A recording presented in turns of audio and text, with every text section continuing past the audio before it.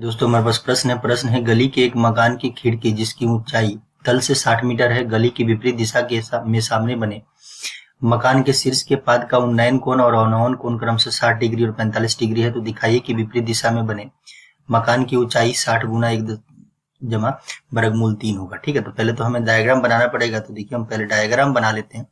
ठीक है, तो इसको मान लेते हैं कि ये जो मकान है और उसकी खिड़की की ऊंचाई, ये जो मकान है उसकी खिड़की की ऊंचाई और उसके सामने ठीक है दूसरा मकान है जो दूसरी गली में, इसको हम ये मान लेते हैं। अभी नाम लिख देंगे इसका। ठीक है, पहले हम फिगर बना लेते हैं। देखिए इसके शीर्ष का यहाँ से उन्नयन कोण भी दिया हुआ और इसके तल का अवनमन कोण भी दिया हुआ है। ठीक है, तो ये भी बनाना पड़ेगा और अवनमन कोण हमें लिखना है तो हम यहाँ से इसको बनाएंगे। ठीक है, तो क्या है कि हमने मान लिया कि ए बी क्या है, मकान की खिड़की की ऊंचाई है ना।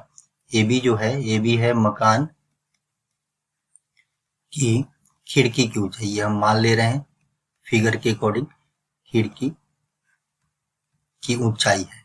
ठीक है, तल से ये कितना दिया हुआ है हमें, 60 मीटर दिया हुआ है ना, ये 60 मीटर दिया हुआ है, यहाँ लिख देते हैं ये 60 मीटर है।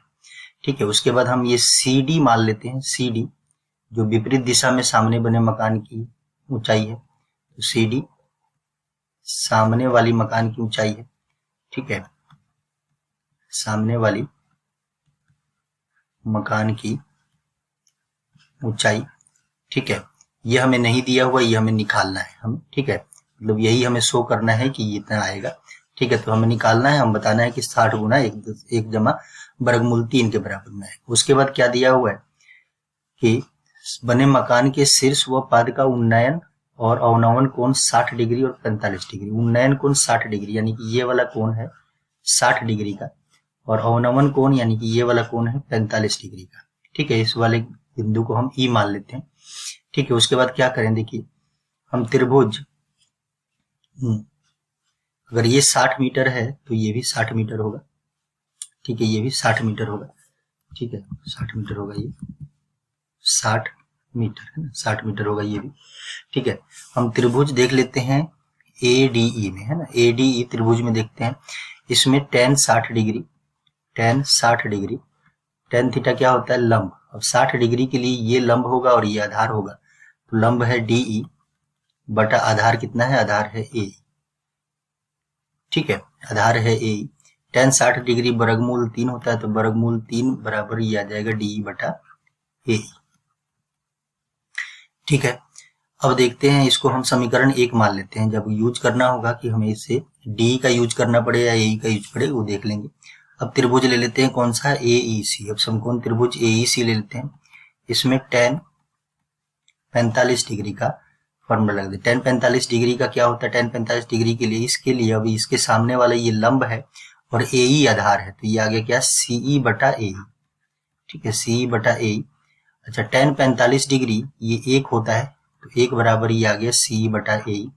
तो हम यहाँ से ये लिख सकते हैं कि क्या, CE जो है वो AE के बराबर है, यानी कि AE और CE दोनों बराबर है।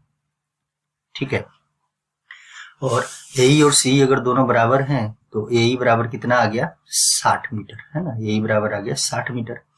ठीक है, क्योंकि CE 60 मीटर आया हुआ है। तो हमें तो अब यहाँ से अगर DE निकाल लें, ठीक है, तो समीकरण 1 से वर्गमूल 3 बराबर, ठीक है, तो समीकरण 1 से हमें ये दिया हुआ है कि वर्गमूल 3 बराबर है DE बटा AE और AE लिख दिया हमने 60, तो यहाँ से DE बराबर कितना आ गया, 60 वर्गमूल 3 मीटर, है ना, 60 वर्गमूल 3 मीटर आ गया। अब हमें निकालना मकान की ऊंचाई क्या है, CD है। तो क्या देखिए आप यहाँ से CD को DE जमा EC लिख सकते हैं, बिल्कुल लिख सकते हैं, इसको हम DE जमा EC लिख सकते हैं।